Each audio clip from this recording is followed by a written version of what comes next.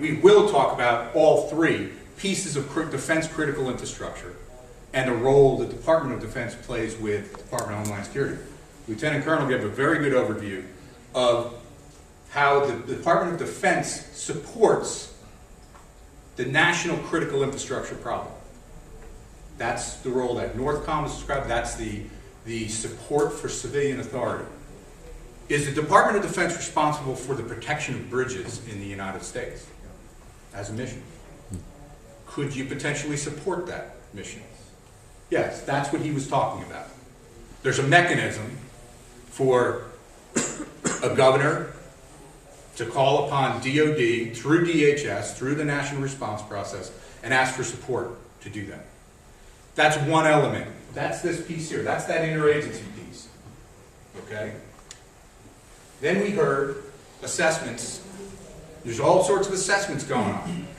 One of the things that's confused the fact is what DHS did is they said, hey, we need to do assessments on national level assets.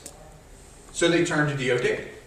Similarly is the way they returned in a response, but they turned around and they went to the National Guard. And the National Guard developed a program, a great program, the SIPMA program, where they're helping DOD, or DHS, do its mission for assessment in the private sector, and they also have a mission through the Defense Logistics guys to support this thing called the DIB. What's the DIB again? What is the Defense Industrial Base? That's different than all the assets that DHS has in their database. Some of them may overlap, but the DIB is a special thing. It's a specific thing. What is it? Those are the industry resources necessary to produce the material necessary for defense. For the last part of what you just said is the critical element. It's very specific pieces of the industrial world. It's totally owned and operated by the private sector. There are companies or elements of companies that are doing things that parts of the DOD system will fail if those businesses don't produce what they're doing. During Y2K, I worked for the White House. And during Y2K, that was kind of like the dress rehearsal, okay, for a national technical cyber event, all right? Everybody says, well, nothing really happened, all that. Well, a lot of stuff happened in actuality that people don't know about. But one of the fundamental things that happened was it was a dress rehearsal, and it stopped it created a structure where the national leadership stopped looking at this problem from the server room perspective and made the people in the boardroom look at the problem. Okay? But one of the other things in Y2K, there was a company, and it was called, it's the Alaskan, they were the sat phones, satellite phones. Iridium? That's it. Okay? What happened during 2 weeks before Y2K with Iridium? Anybody remember? Bankrupt. No. We're bankrupt. Okay? We're no longer we're gonna turn off all these phones. All right? Well, Iridium was sole source provider, satellite phones at that point.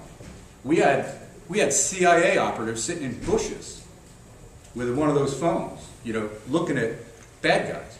We had defense people all over the world. They turn off Iridium.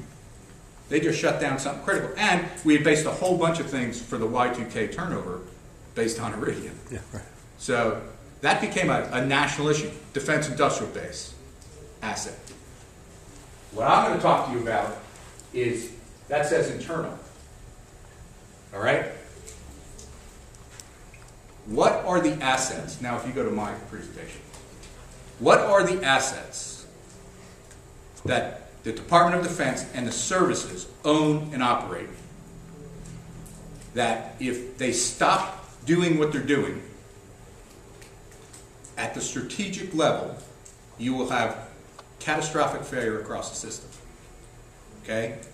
A lot of the discussions, and you guys doing your analysis, good place to start is down at the tactical level, and we're down at the, now we're going all the way up to the top of the Army and into the top of DOD. So think of this as I'm talking for all the services now, Army, Navy, Air Force, Marines, and OSD's role. Okay? No, go to the other one. I'm sorry. This one we'll get to in a second. And I'm not going to show you all these slides, I promise. I brought you two real slides sets that have, for you guys, these slides, Secretary of the Army. This is what the G3 of the Army brought into the Secretary. Okay, so this is real stuff. Which one is it? Uh, No, I have one of this one. SIP 101. Now quick, just go ahead and click. Click. All right. Right up here. CIRM. And for lexicon, the Army, all the rest of DOD uses DCIP. The Army naturally didn't want to do that, so they called it Critical Infrastructure Risk Management. Same program. Okay, all the same authorities, etc.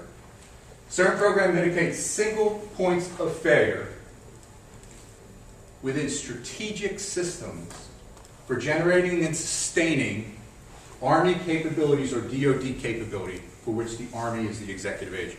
What does all that mean?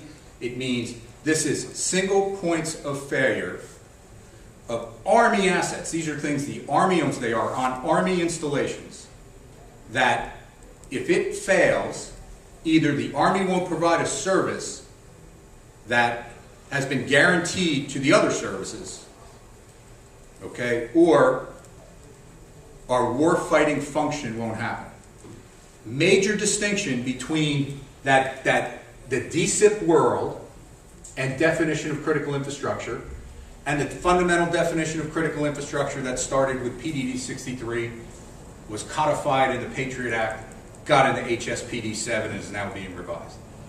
Two different definitions. They both talk about strategic catastrophic failure, and that's something that everybody should write down, you students. Critical infrastructure, national critical infrastructure, is about strategic failure. Meaning, could you take down a national capability? Could you impact the national economy? Or could you impact national defense through attacking or degrading a certain capability? If you blow up a nuclear plant and you have a catastrophic nuclear meltdown, could you affect and cause catastrophic failure, catastrophic loss of life? Yeah. So under the definition for DHS and the Patriot Act and the NIP, that would be in the category of critical infrastructure. This speaks to impacting the capability to project the warfight. All right? You mentioned bugs, you know, the bug plants, without getting into anything classified. The Army, some of the Army's critical infrastructure goes to chemical biological capability. The one place in the world that we keep some of these things, the Army's responsible for. Okay? If you blew up that facility, they made movies about this. You know, remember who was it? Dustin Hoffman with the monkeys and all that? Well, it was all about, he was an Army colonel, right? That's real. What's the distinction between DCIP and DHS-CIP is that movie dealt with the consequence of killing 100,000 people with a bug. That's not why that capability may or may not be on one of our top secret or secret lists. It's because if we don't have that bug, we can't carry out our chemical program. Do you see the difference? It's fundamental. And everyone talks across this thing like it's all that stuff of the bridge or the catastrophic consequence. If you look at an ammunition manufacturing capability, we don't measure whether it should be on the Army list or anyone else's list based on the fact that if you blew the place up, it would wipe out the state of Louisiana. We look at it from the standpoint of it would affect the war fight in Iraq or Afghanistan. That's the measure. So fundamental, it's totally, we're talking two different worlds and lexicons. So when you give the order and you say SIP, make sure you know which SIP you're talking about. And make sure the other person, and when you do the research, make sure we got the right research objective. All right. All the background material of what we get. We go from all those high-level documents down to Army regulation. We have an Army SIP regulation, and it breaks this stuff out. Next. I'll talk about energy grid, and we should ask the question at the end, because this is the fundamental thing now. And this is one area, because of that unique interdependency, that brings the DHS side and the DHS view and the Department of Energy, that interagency view, in with the installation and the DCIP world. We look at this energy grid. If we have a capability that can truly stop the Department of Defense from doing a mission, and it can be felt in theater, you know, that's what we're beginning to measure, the time to impact in theater. All right? If you stop the manufacturing of a certain piece of ammunition that only the Army manufactures for all of the rest of the DOD, how many days, how many weeks, how many minutes, how many whatever, what is the time to impact on the warfight? That's what we're that's the metric we're going to now. It's a very sophisticated metric. It's a very scary metric. And manufacturing and critical infrastructure sectors, when you look at it in general, what are the drivers? Manufacturing capability is a key area for the Army. They're making certain guns, they're making certain cannons, and it is a unique capability that is not replicated in the private sector. Go back to the skill sets. That's where you begin to look at skill sets. You got people working 30 years on these highly sophisticated boring machines that only, you know, there's only one of them, all right? And those guys are ready to retire. Yeah. And there aren't got a lot of guys like you that want to come in and say, hey, I'll do this job. So that's where that people thing comes in. But this notion of that capability at an installation where we may have 5 assets on the installation that we have determined are truly critical, and that whole installation is totally dependent on the commercial grid. So we have just mortgaged a warfighting mission and a potential time to impact on the warfighter to a decision that may be made by the electrical power of Baltimore.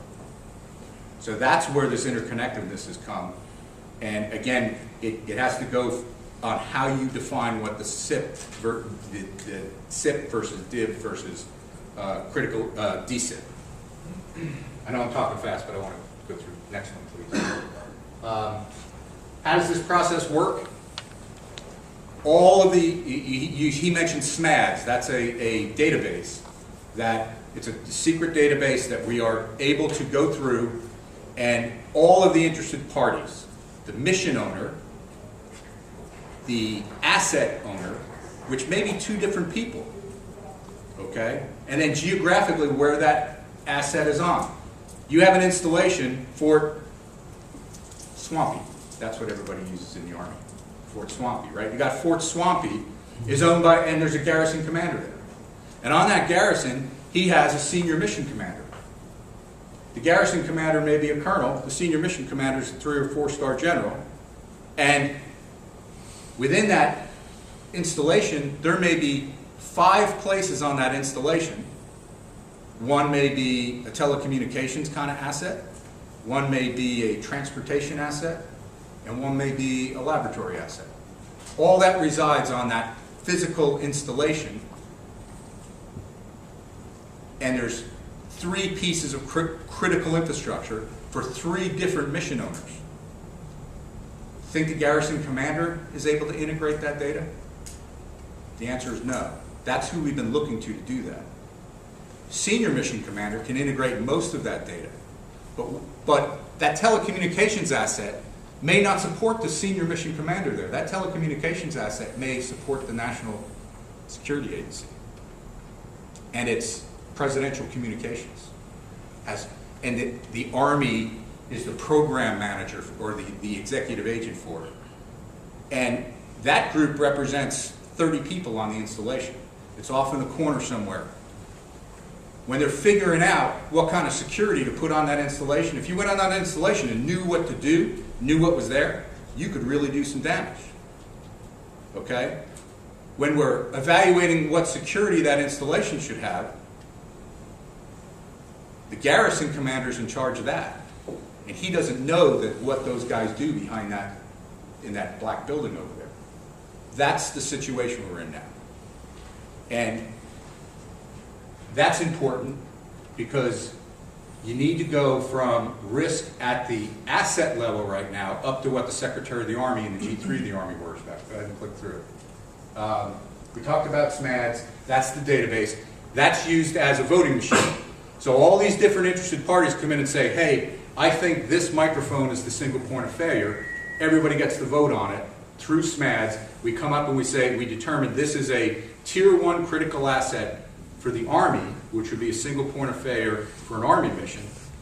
And then all the TCA ones for all the services are referred to the Department of Defense, and they pick out of that list and say which one of these would bring catastrophic failure to DOD, because the Army makes all of these pieces of ammunition for everybody. Okay, so that's the vetting process. And there is a whole, as you can imagine, for you engineers, there's a whole process chart through the CAPE process, the critical asset identification. It's a 1-year cycle. We do it every year. All the nominations are made. It goes through this vetting, a series of vettings by all these stakeholders. And at the end, what pops out is this capability is a TCA-1. Okay, that's the short of it. You don't need to know all the gory details of it. How many things do you think are on that list? Given what I said about that strategic failure. Single point of strategic failure. How many, just kind of a guess, and I'm not going to tell you the number, but I'm curious from an audience standpoint of what kind of perceptions we have. 5,000. 11. Say? 11. That's the closer end of the room. Think about it. Think about the redundancy that's built in. Think about the resiliency that's built into our system. Whether it was designed, I mean, this is the military for crying out loud. It's hierarchical, right? So, and you think about even the interdependency. You go to the 82nd Airborne and you say to them, power went out and the trains aren't working. Okay, we can't fly you out. Do you think that the 82nd commander of the 82nd Airborne is going to turn around and say, oh my God. What's he going to do? He's going to say, everybody ruck up. We're marching down to Florida. We're going to march to Florida and fly out. Right? That sounds crazy, but in that kind of scenario, so when you tell him that he doesn't have transportation redundancy, he laughs at you. He says, I'll make my own. I mean, the Army Corps, when the bridge gets blown up, I bet you there's guys in this room that could come in and build a combat bridge for us if we needed it badly enough. So when people say what truly is a single point of failure, you got to push and push and push and push on that until it really gets squeezed down. And then it's come all the way up to the top, to the whole Army staff, to all of the special agencies, and everybody squeezed this thing really hard, and they turn around and say, yeah. Then what do we do? Let's go to the last. Let's flip it. Okay? These are all the things you asked about assessment. These are all the things that it's assessed for. So when you do determine what one is, this is the kind of assessment that we're looking at. Okay? But the point I want to make is at the next slide, I think. Then what do? Okay, once you determine it, how do you mitigate the risk? So you go out and you look at the vulnerabilities. We've gotten this thing squeezed down. We've gotten all the top people, the mid-layer people, and the field people all agree that this thing is a task critical asset and a potential single point of failure. We've assessed it for its vulnerability. What else do you assess? We got its criticality. We assigned it to criticality, right? What else do you have to know about it? The threat.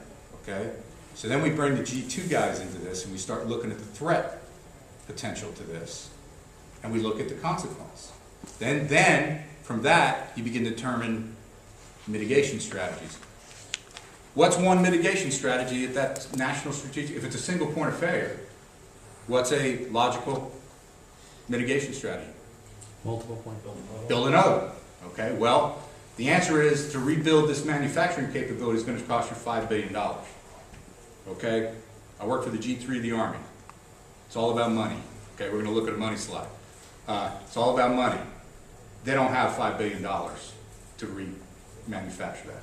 So the G3 guys, G2 guys, everyone's looking at this saying, well, what is the true threat of someone targeting that capability? And then are there some mitigation things that we can do? One might be that the reason that it is a single point of failure for that particular ammunition is because our acquisition rules at the strategic level say we can't purchase ammunition from Australia. We don't purchase ammunition from our allies. They buy it from us. Well, that's why it's a single point of failure. That's why that's a stroke of a pen by some Deputy Assistant Secretary of Defense. In an emergency, we turn around and say, we will put a plan in place that we can buy them. Did we just buy down the risk? Sure. Is it still, on a big scale, a big problem? Yes. But we know that in an emergency, we could buy it from these 5 places. Right now, our regulations and laws say we can't do that. But buying down strategic risk for the system would be an understanding ahead of time that we would do that. So there's ways to modify that, okay? If you call up that other one, I want to show one slide. The last group I was in talked all about we don't have a framework in which to have a discussion, okay? The Secretary of the Army just directed that we have the Army build a framework. 2 very significant things happened in the last 3 years relative to the security, protection. What were they? Critical infrastructure, Fort Hood, and ironically, something you'd never connect is Arlington Cemetery, okay? Because those identified 2 strategic risks to the Secretary of the Army that he personally owned, all right? He won't be Secretary of the Army if we have another Fort Hood anymore. The political system will say, you didn't correct it, you're out. Okay, so risk down here, now we're talking about risk up here at the national level. Okay, those 2 things were drivers. What he said is, we don't have a comprehensive framework to deal with protection, security, and risk. I want one. What are the risks that the Secretary of the Army is looking at? He's looking at that strategic systematic risk, and he's looking at, click to the backup slides actually. Go all the way down here. It's a typical, that one. Okay, just one more minute. MDEPs and PEGs, who knows what they are? That's how we measure money in DOD. That's the whole deal, okay? What the Secretary of the Army said, he called all the generals in after Fort Hood. Said, I got all these findings, you got all these recommendations, we got anti-terrorism going on out there, you got critical infrastructure going on out there, you got force protection going on out there, you got emergency management going on out there. Says, how do we get visibility? A senior leader takes visibility on consequence and money, okay? These are where all the money across the whole protection field, 12 non-war fighting functional areas, I just rattled off about 6 of them, but bringing all these things together, the medical force protection, it's buried in all of these very complex budgeting processes. So there's no one person, when the Secretary comes out and says, how much money are we spending on gates, guards, and guns? And then how are we getting our bang for our buck? No one can answer that.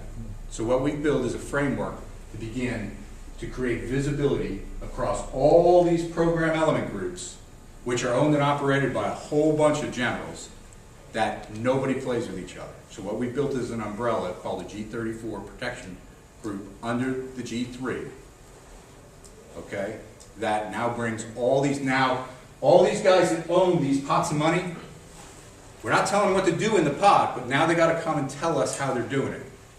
Why is that important? That installation, Provost Marshal Commune is responsible for evaluating how much money we spend to protect around the installation. They don't know that that critical asset is on the installation.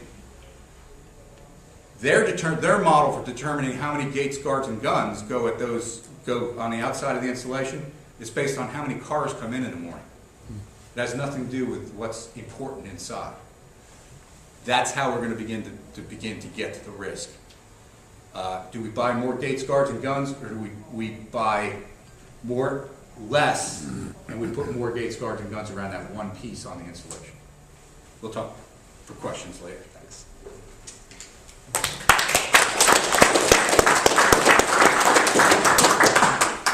Okay, and